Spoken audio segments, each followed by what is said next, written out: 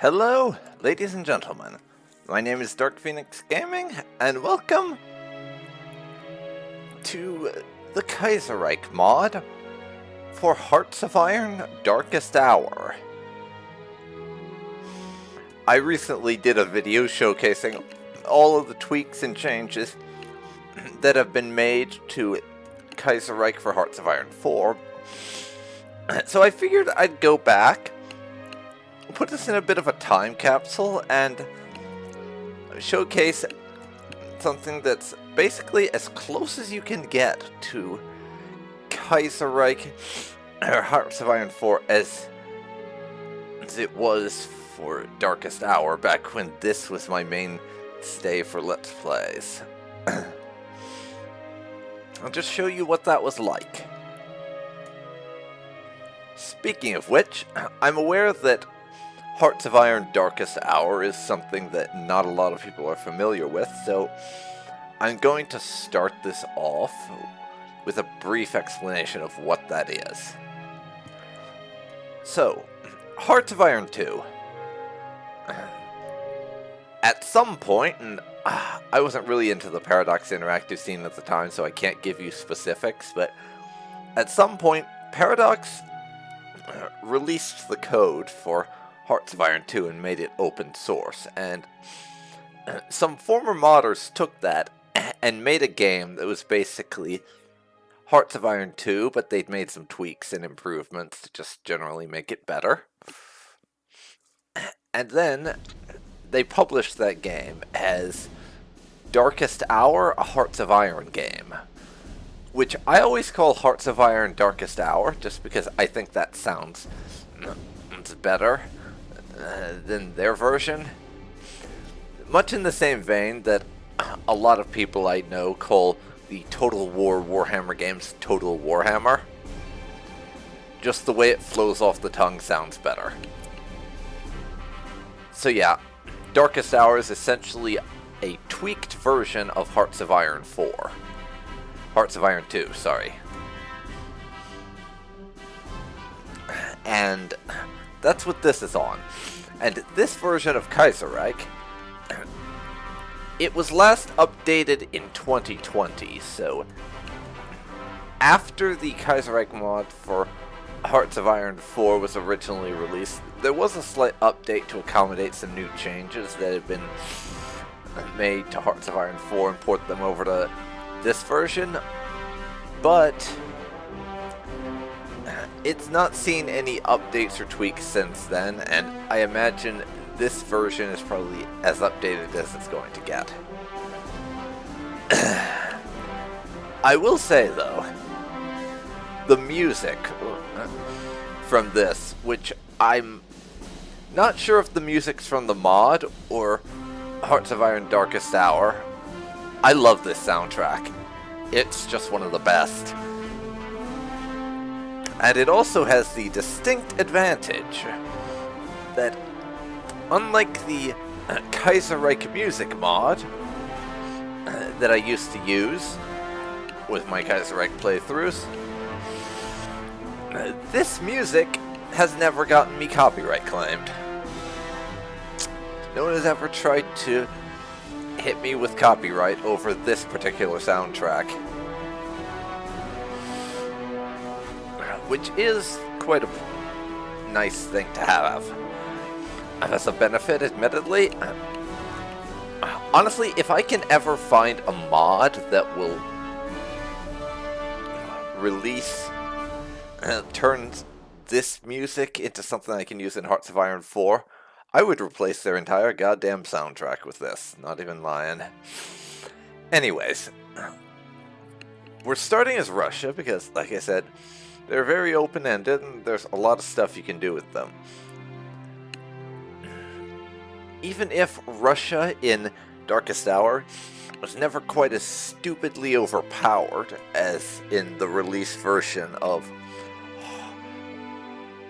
the Hearts of Iron 4 mod, they've always been quite powerful if you play them properly, and if you avoid having a second civil war. Shocker, I know, second civil war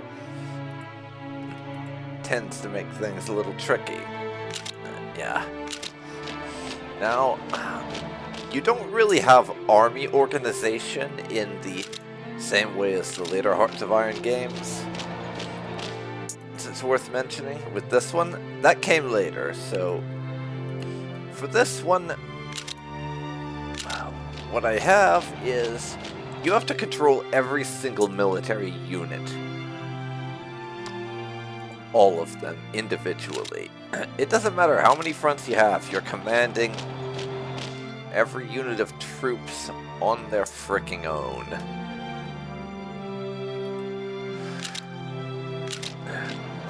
Which can get annoying if you're dealing with a particularly large front, like, say, you're America and you're trying to fight in Europe and the Pacific simultaneously. That can be very annoying. Which is why I appreciate the semi-automation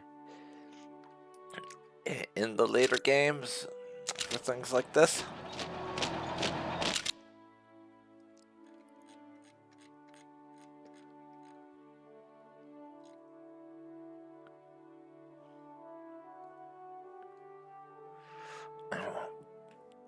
But right now, really what I'm doing is redeploying some troops, because I know the way things tend to go with my particular... for now, what we're going to do is have the left SR Menshevik secure a majority in the Duma. What I'm essentially trying to do here is kind of a reverse Hitler, where I want to have the socialists take power through the democratic process. This kind of thing, which my way of describing that is probably kind of bad, but yeah. It's like how, as far as my understanding goes, with Hitler and the Nazis, they got a bunch of seats in the German Reichstag and stuff.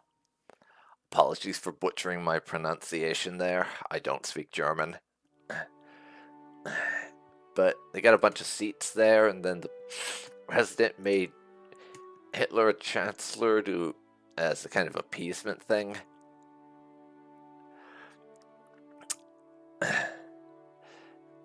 And we're trying to do something similar with the Russian Socialist Party. And this timeline is basically how it's going. And yeah, the Alash Order has declared their independence. Lovely. Our national dissent has gone up some more. Bolshevik workers are demanding a return to the proletarian dictatorship, and peasants are seizing land from the state. Nice. So we have a couple of options here. We invite the Soviet leaders to set up a popular front government, so essentially the Soviets are in the government, but Russia stays a democracy. No, only Soviet power will save us now. We become Soviet Russia. Change our flag. And we flip to being Soviet. Why is that Bolshevik in our government? Send him away. We fire Bukharin, and the Soviet Republic declares independence, and essentially we're starting another civil war with that one. But flipping us to being Soviet Russia is actually what I was trying to do, so only Soviet power will save us now. Soviet power has been established. We have consolidated Soviet power over the Russian state in a peaceful manner. And all of the territories of Russia are considered national provinces. So they're actually core territories. And Red Russia. Red Russia.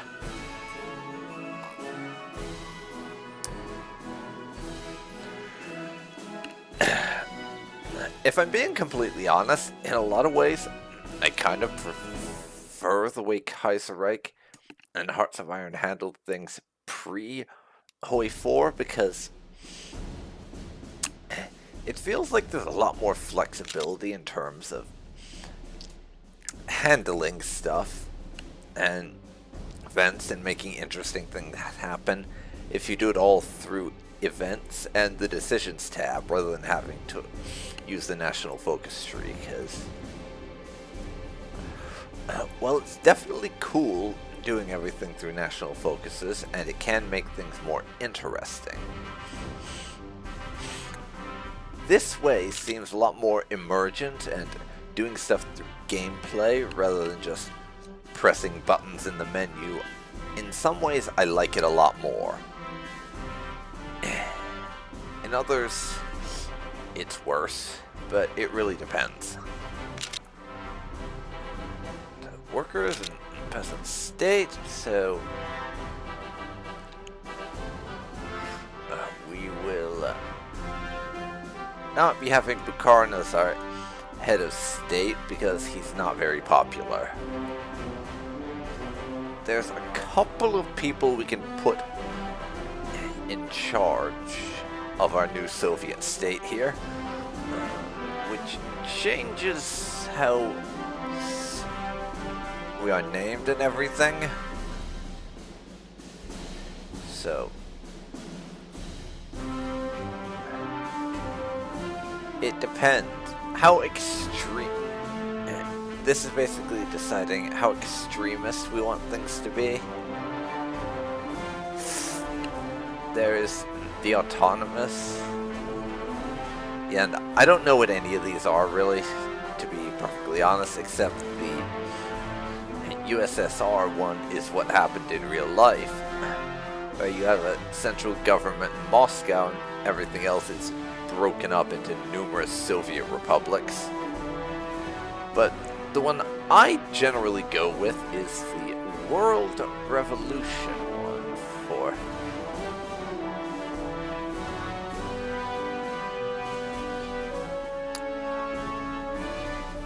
right here. I don't know why, I just like it the best.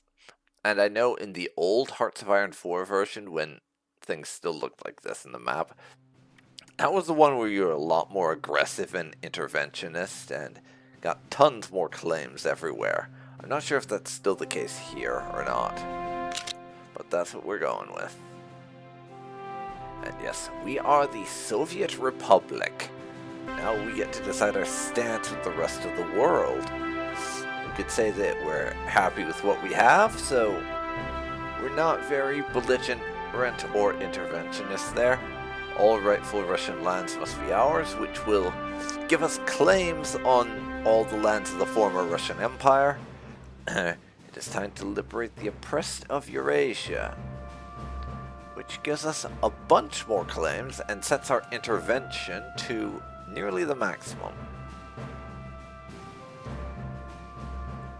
Which is what we're going to do. Give me all of the claims, motherfucker.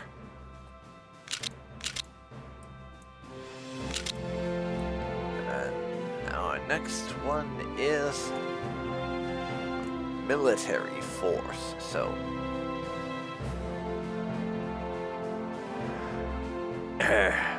we have 4 options here. We used to have only 3, but it's gotten tweaked in that 2020 update compared to how it used to be.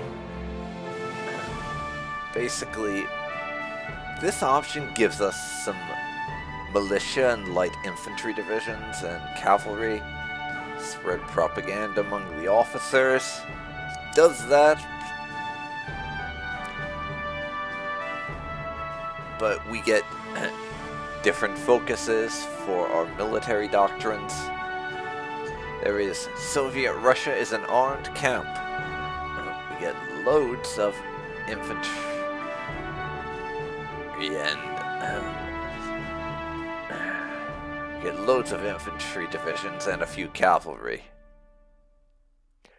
The difference being the other two give us either a handful of militia. This one gives us tons of infantry and light infantry. Tanks will spearhead our way to victory, which gives us stuff that will move us down the path towards taking essentially mobile warfare, aka blitzkrieg. But generally when playing Russia, any variant of Russia in Hearts of Iron games, I like to take the path of more soldiers and winning through numbers over anything else. It's just the way I play with these. So the Soviet Russia as an armed camp one is what makes the most sense for me. And now, time for some agricultural reform here. So, large amounts of agricultural supplies for our industry and armed forces. Let's see.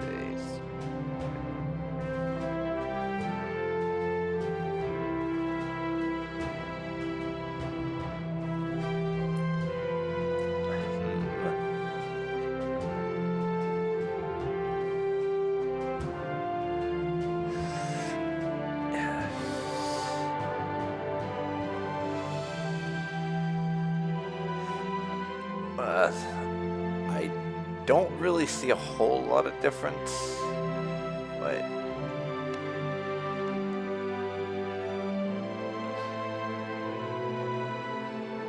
This one just gives us tons of supplies right off the bat, whereas this one will lose us supplies, and I guess we get more eventually, maybe?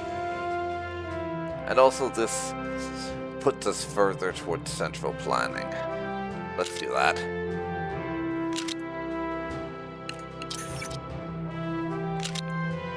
This is an interesting one, because I know in real life the Soviets purged the church and installed state atheism, which is something we can do, but it will cause us a lot of national dissent if we do. There's also leave the church alone, a secular state will do, so basically just a standard separation of church and state. We can do that instead. Or, most uncharacteristically for the Soviets, we could say that Orthodoxy is our state religion. Which is so hilarious, the idea of the Soviets declaring Orthodoxy their state religion. I almost want to do it because of how funny it is, but no. We actually now have enough breathing room in our dissent that I think we can safely purge the church. Yes, indeed. Goodbye, Orthodox Church. Something's going on. Yeah. The Second American Civil War is broken out. The Combined Syndicates of America, American Union State, and Pacific States of America have all declared independence. Which, here's an interesting tidbit. In the current version of Kaiserreich, the Pacific States will only exist, and I don't remember how it is in this one. The Pacific States in the current version are only going to exist if MacArthur does a military coup and removes the president. Then the Pacific States will show up as the quote-unquote last bastion of democracy. The other two, I think if you don't make MacArthur coup things, then there used to be an option in Hearts of Iron 4 Kaiserreich to prevent one or the other between the CSA and the AUS from spawning. I don't know if that's still in the game or not, though, is the thing. And this should be obvious, but we are, of course, going to send volunteers to the CSA. Although, I do love the hilarious tongue-in-cheek thing the Kaiserreich people do, where the Union State is in the south and the CSA is in the north. That gave me a good chuckle. Ukraine has left Middle Europa. Excuse me. I did not even notice that. And they are radical socialist. Okay.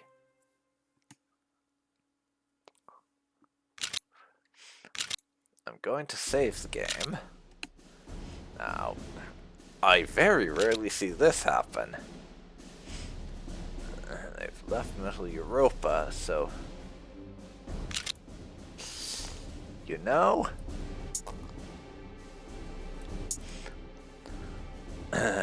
this might be bad form for me as a socialist country, but I really want Ukraine back.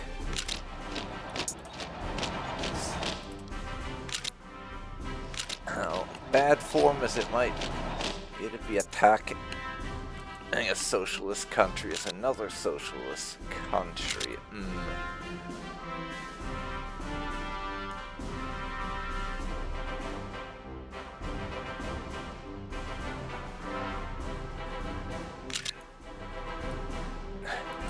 Just because we are saying we want to liberate Eurasia, and we want all of the Russian Empire's territories back. Ukraine was one of them. But I think this is a good stopping point, actually. This, I feel like, shows off a decent amount of the game. Sad that I never got the events to coup the Ingame Union, though. Anyways, if you've enjoyed this, please like, comment, and subscribe, and I will see you next time. Bye for now.